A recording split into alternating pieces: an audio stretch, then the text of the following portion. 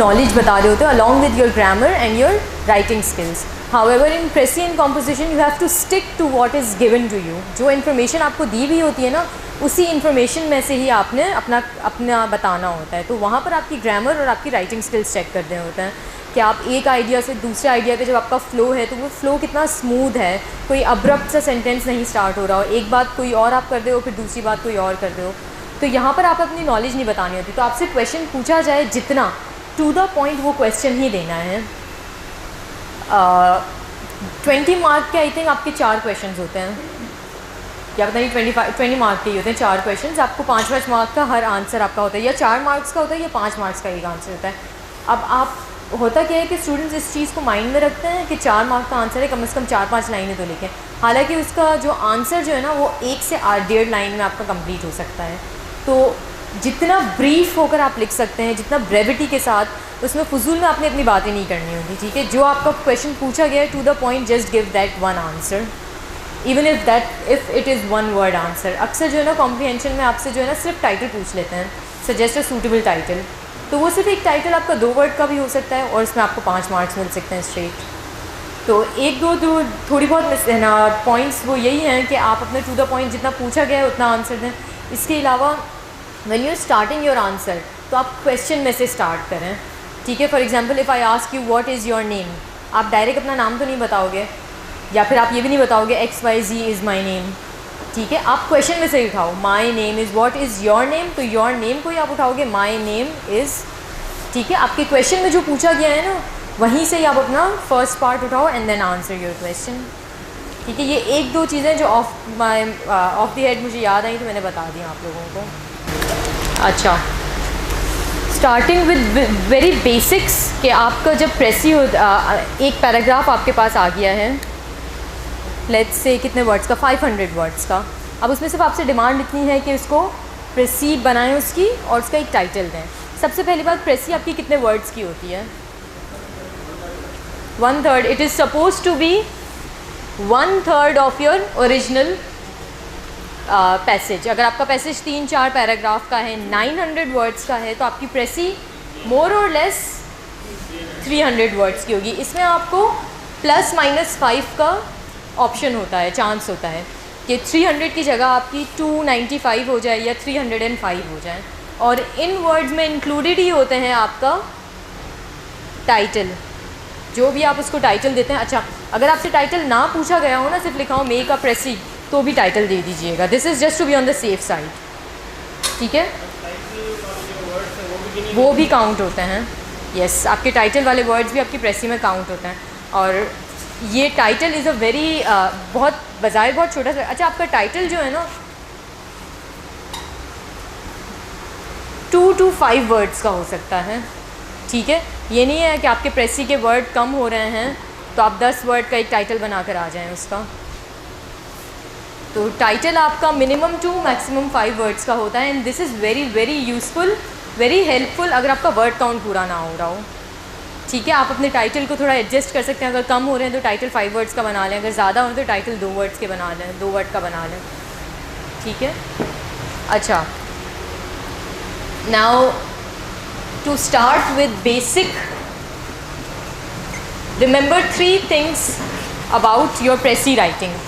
Basic ABC of Pressy writing. A is for accuracy, B is for brevity and C is for clarity. Your Pressy should be accurate.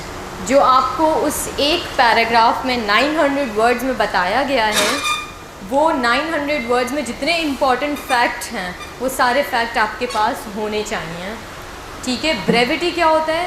Brief, किसी भी चीज़ को कम से कम लफ्ज़ों में लिखना। प्रेसी का मतलब ही यही होता है कि it is suppose to be brief, आपको 1/3 करनी होगी।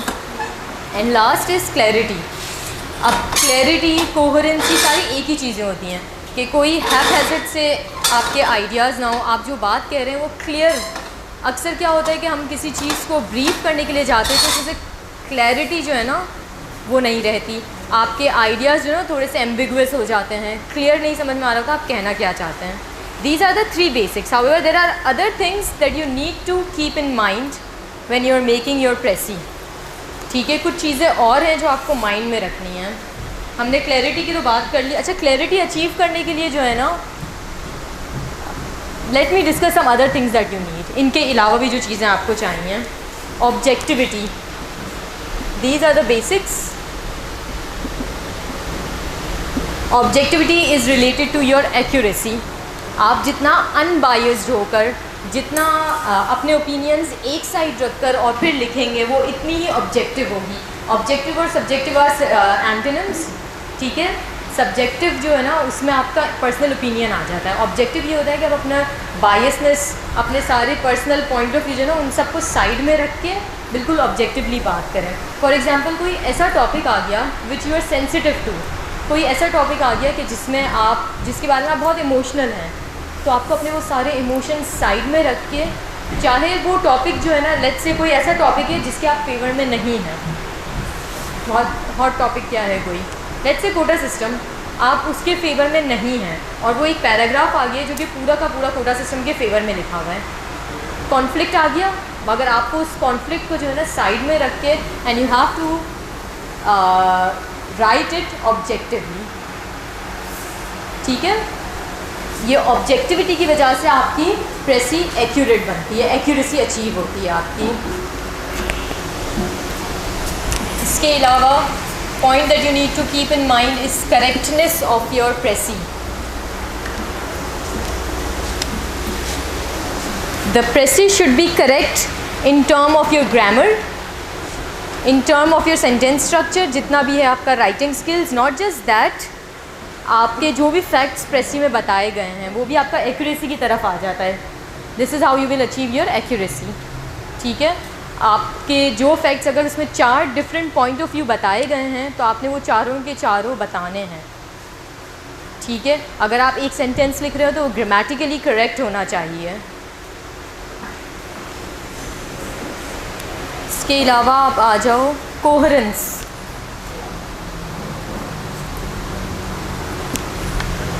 कोहेरेंस क्या होता है?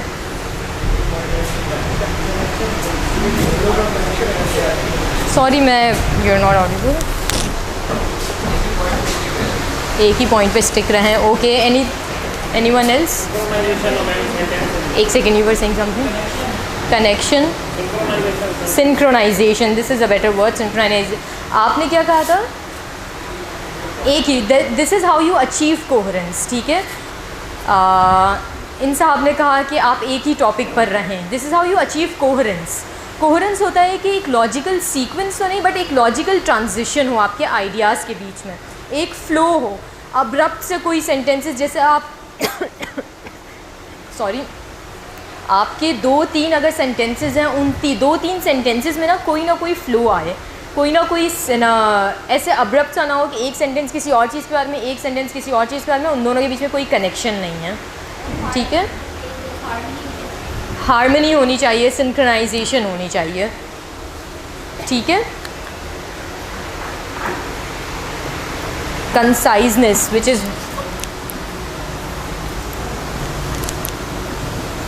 The core idea of precis. Concise. ठीक है, you have to be very concise with your. आपने आइडियाज़ ओमिट नहीं करने हैं, याद रखिएगा, आपने आइडियाज़ वही रखने हैं, आपने वर्ड्स को जो है ना कम करना है. तो उसके लिए क्या करना है, क्या टेक्निक्स हैं? These are the basic points जो आपने अपने प्रेसी में, you have to make sure when you are writing your precis और when you are making your precis. Now the point is how do we achieve these things. जैसे coherence का अभी बताया कि आप एक पैराग्राफ में एक ही आइडिया डिस्कस करें. ठीक है, वो ऐसे के लिए होता है. You are very right, you are absolutely right about it. जब आपको प्रेसी का दिया जाएगा ना, लेट्स से आपको प्रेसी दी गई है और उसमें कॉजेज़ किसी चीज़ के दिए हुए हैं, लेट्स से क्लाइमेट चेंज के कॉजेज़ दिए हुए हैं, तो वो 3, 4, 5 पैराग्राफ में उन्होंने 4-5 आपको कॉजेज़ बता दिए क्लाइमेट चेंज के. अब नॉर्मली अब जब आप ऐसे लिखते हैं ना, आप एक पैराग्राफ में एक ही आइडिया डिस्कस करते हैं. अगर आप क्लाइमेट चेंज का एक कॉज बता रहे हैं तो वो एक कॉज एक पूरे पैराग्राफ में डिस्कस होगा. दूसरा कॉज आ रहा है, आप सेकंड पैराग्राफ आ जाएंगे, तीसरा कॉज थर्ड पैराग्राफ. अब प्रेसी में भी आप ये इस तरह से, this how you achieve coherence in an essay. अब जब आप प्रेसी अपनी बना रहे हैं तो आपको एक ही पैराग्राफ करना होता है, ठीक है। One thing I forgot to mention here कि आपकी प्रेसी एक ही पैराग्राफ की होती है। अब एक पैराग्राफ में आप कोहेरेंस कैसे अचीव करोगे, आपने चारों पांचों कॉजेज़ भी लिखना है, ठीक है। तो उसके लिए आपके कनेक्टर्स होते हैं, देयरफॉर, हेंस, ये आपके कनेक्टर्स होते हैं, ठीक है। This is how you achieve. तो these are the points that you need to achieve and how do you achieve those, plus dos and don'ts of precis. ये तो सारे डूज बता दिए मैंने आपको। अब डोंट्स क्या है, things that you are not suppose to write in your precis. और वो जब चीज़ें आप नहीं करेंगे, जब मैं डोंट्स बताऊंगी तो आपकी ये वाली चीज़ें जो है ना खुद ही खुद अलाइन होती जाएंगी। फॉर एग्ज़ाम्पल ऑब्जेक्टिविटी वाली बात आ गई। मैंने इसमें क्या कहा था, आप अपने पर्सनल ओपिनियन नहीं देंगे। अगर प्रेसी राइटिंग के हम डोंट्स को डिस्कस करें, things that you are not suppose to do in your precis writing. Hello, ये बंद हो गया कोई। सबसे पहले आपका डोंट्स ऑफ प्रेसी राइटिंग में सबसे पहले है आपका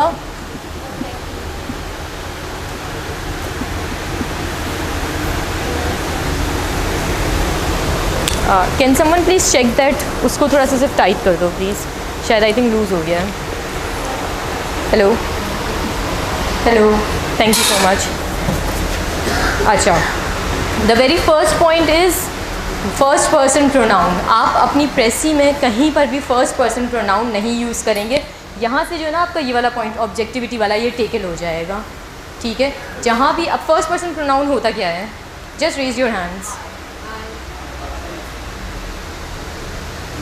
अच्छा, देर आर 3 प्रोनाउंस, ठीक है।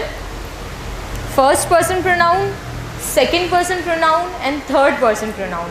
फर्स्ट पर्सन प्रोनाउन में जो है आपका आ जाता है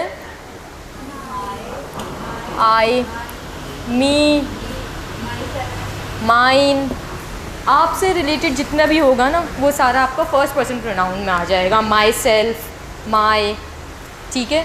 व्हेन यू विल नॉट, जब आप अपने सेंटेंसेस जो है ना आई से स्टार्ट नहीं करेंगे, ऑटोमेटिकली आपका ये ऑब्जेक्टिविटी वाला क्लॉज जो है ना टेकल हो जाएगा। इसकी जगह आपने क्या यूज़ करना है, थर्ड पर्सन प्रोनाउन, ठीक है। या आपका, अच्छा अब मैं साथ साथ आपको ये भी बताती जाऊँगी, this is for not only for your precis writing but for your essay as well, ठीक है। कभी भी एसे में भी आप फर्स्ट पर्सन प्रोनाउन यूज़ नहीं करोगे, you will always use third person pronoun. Understood. Third person pronoun आपके कौन से होते हैं, ही, शी, इट्स,